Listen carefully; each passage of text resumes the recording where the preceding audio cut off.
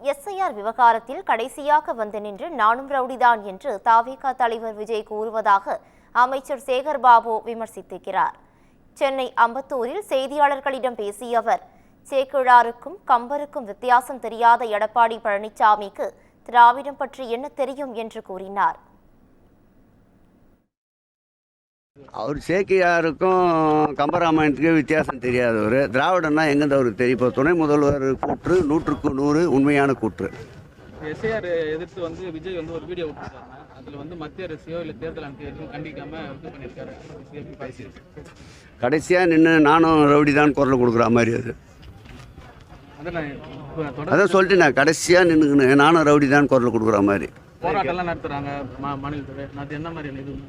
அதாங்க சொல்லிட்டு கடைசியாக நின்று நானும் ரவுடி தான் குரல் கொடுக்குற மாதிரி. ஆய்வின் போது இப்போ நிறைய கண்டிப்பு அதிகமாக கண்டிப்பாக அது கண்டிப்பாக ஒரு நிமிஷம் அதை கண்டிப்பாக எப்படி எடுத்துப்பீங்க? ஒரு நிமிஷம் பணியை விரைவுபடுத்த சொல்கிறோம். சொல்லக்கூடாதுன்னா சொல்லுங்கள்.